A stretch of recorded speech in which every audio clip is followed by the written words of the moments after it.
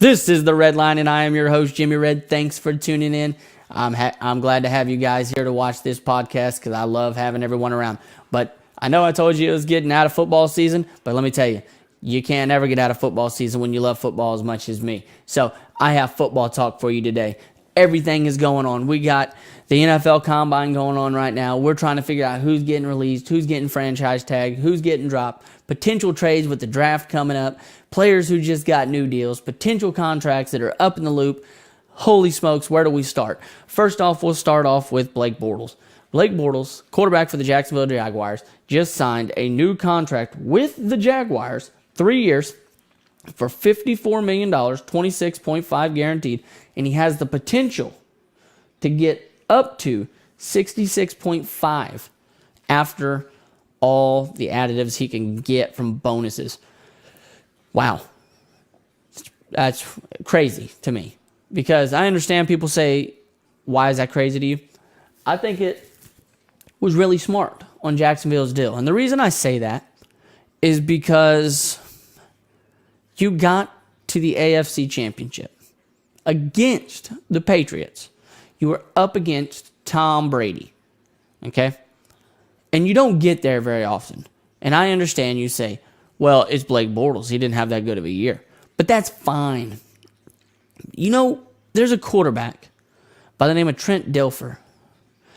And he played for the Baltimore Ravens. Won a Super Bowl. They let go of Trent Dilfer.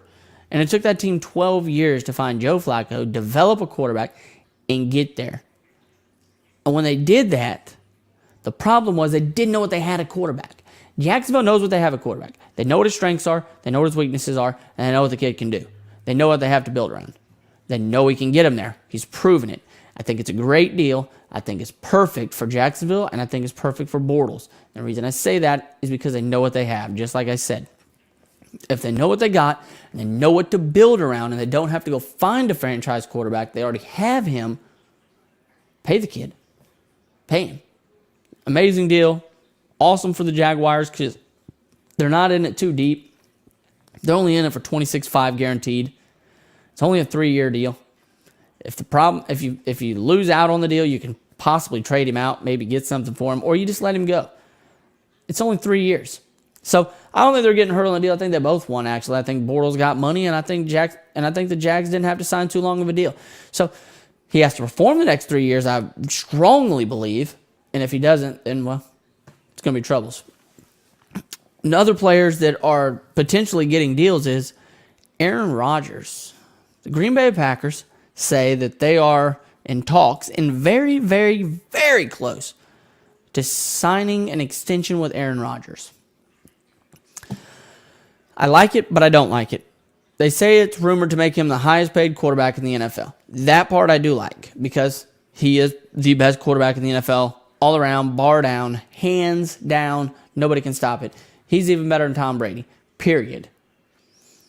The reason I don't like it is if you're Aaron Rodgers, you need to ask Green Bay, what are you going to do for me besides pay me? Because guess what? Everybody he's wanted to keep, the defensive players they can't sign for him, the offensive players he wants they let go, his running back in the backfield is a wide receiver. His running back is a wide receiver, Ty Montgomery. He doesn't even have a running back. They couldn't keep him one healthy there. The wide receivers he likes to keep, they usually let go of. His defense that he likes usually goes somewhere else. And now they want him to resign. If I'm Aaron Rodgers, I want to know what else you're going to give me besides this money. Prove to me that you're going to let me get players to make this team better. I played for an iconic franchise in the Green Bay Packers. I am an icon. I'm a first ballot Hall of Famer. But what else are you going to give me besides this paycheck? And if they don't have anything to offer you besides saying, oh, we're going to give you this paycheck and hope we find you players, I'd at least weigh my options. And the reason I would weigh them, scare them. Scare tactics. Let them think that there's potential that you might say, no, I might not come back.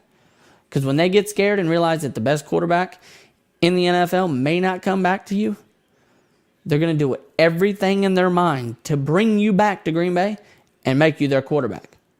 So, don't hand out on the first one yet, Aaron. Stand strong and see what they have to offer. Some good news, but bad news at the same time. Good news is the man is better. Ryan Shazier, the kid who got hurt for the Steelers, he's doing better. But the Steelers have came out and said that he will be a member of the team, but he will not play in this upcoming season. It sucks for him because he was a very dynamic player. He did a lot. He was definitely one of the players that you mentioned a lot during a football game for the Steelers because he was a Steeler. He was everywhere on the field. He was a Steeler, obviously. He was that good. And with him being hurt, you could see the way that defense changed after that. And with him not being on the field, I think that it's going to have a different look like it did last year. And I'm hoping that he turns into more of a coach's role on the sideline and help coach these guys up because that's only going to help him from standing on the sideline and seeing how this stuff is ran because he's going to, develop those players and make them better, and it's going to make him better by being able to see the plays develop from the sideline so he knows. So I think that's going to make him better. It's going to get him healthy, and it's also going to make the team better as well. So it sucks that he's not playing because he's so good. But kudos that he gets to stay there, and I really hope that he gets healthy and can get back playing football the following year. Not this upcoming year, but the following year. And then you have the Nick Foles stuff going on. Does Nick Foles stay with Philly or does Nick Foles get traded? Well, you got to listen to the offers. You don't take one until you see. Nick Foles is a cheap backup quarterback, and he's probably the best one in the league. I'm gonna have to not say probably. I know he's the best one in the league. Period. Is he as good as he played in the playoffs? No way. He's not that. He is not that. So he needs to be used as a backup quarterback in my mind. But the Eagles do definitely need to listen because you could get a good opportunity to get rid of him. But then you got to pay somebody else because they're going to want more than him. I think Nick Foles needs to stay with the Eagles because, Carson Wentz is hurt his leg.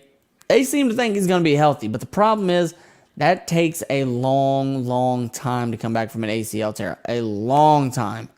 And how do you know that he does not re-injure that early in the year? Because chances of re-injury on an ACL are high. And with him, knowing what you have with Nick Foles, I don't think you get rid of him. Because he only played bad under one coach. Jeff Fisher. That's it. Yeah, he's a backup quarterback, but he just took you to a Super Bowl. Won Super Bowl MVP. What else do you want? Keep Nick Foles. That's my mind. The other huge quarterback drama you got going on is in Minnesota. You have three quarterbacks there. You got Teddy Bridgewater, Case Keenum, and Sam Bradford. What do you do there? In my mind, you keep Bridgewater and you release the other two. And the reason I say that is because Bridgewater has yet to prove himself. You know Keenum. You know what you have with Keenum, but you know Keenum's a backup. He's not that great. Bradford can't stay healthy. So keep Bridgewater and then go sign Kirk Cousins. I know I said Kirk Cousins was going to Arizona. But I think Kirk Cousins needs to go to Minnesota because they have an offense, they have a defense, they have the cap room, and they will have a good backup quarterback. They have a good coach. I think Kirk Cousins needs to go to Minnesota. I know I said Arizona. I think Arizona's going to have to trade up in the draft and get rid of something to get a quarterback, or they can just wait till the second round to get one, like a Mason Rudolph or somebody like that. So we'll have to wait and see what Arizona does. That could be very big for Arizona. And now that we're on the subject of trades, I want to talk about this one. I read an article today talking about a trade between the Colts and the Browns. So this one was pretty crazy to me. They said that the Colts could potentially give up Andrew Luck, the number 1 overall pick that they got, who's missed half of his game so far, to the Browns for their first, 4th, 33rd, and I think 34th picks in this year's draft. Which means you could draft a young quarterback at 1, and a Sam Darnold, a Josh Rosen, a Josh Allen, somebody like that. Then it gets to 4.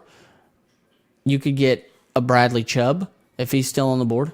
You could get a Quentin Nelson, the guard, out of the offensive guard out of Notre Dame. Or you could get the one that I think is the best fit if he's still on the board, Saquon Barkley. So now not only do you have an awesome running back in Saquon, now you have a young quarterback, and it can both mesh together at the same time. And with Frank Gore, or not Frank Gore, was it Frank? Yes. With Frank Gore not coming back to Indianapolis anymore, there's your duo right there. Good quarterback, good running back, bang. But do you get rid of Andrew Luck? That's the question, because when Andrew Luck came out, everybody said that's the next greatest thing since sliced bread. Best one since sliced bread. Do you keep Andrew Luck, or do you let Andrew Luck go? I think the Colts need to keep Andrew Luck. I think Andrew Luck is that good. He has the talent to do it. I don't think you let him go. I think you wait your turn, set where you are in the draft at 3, and see who falls in your lap. See if it's Bradley Chubb or Saquon. And if you have the shot to take a quarterback there, or you have a shot to take a quarterback and somebody wants to trade up to 3 to get him from you, listen to their offers. Because how do you know that it doesn't go with Sam Darnold at 1, and then they take Bradley Chubb at 2, or it doesn't go Saquon at 1 and Bradley Chubb at 2, and then all the quarterbacks are on the board and then everybody trades up to 3. You don't know. You could still have Josh Rosen and Sam Darnold both on the board. It's a 3rd pick, because Josh Allen could go 1 and Saquon could go 2, and they're still both there. So the Colts need to listen to what there is. They need to take phone calls up into that last minute of when that decision has to be in. Because if they trade their pick, I think they could get a lot for it.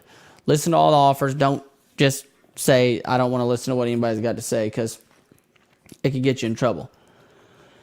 And today, in Indianapolis, they had all the measuring for the athletes who are in the combine.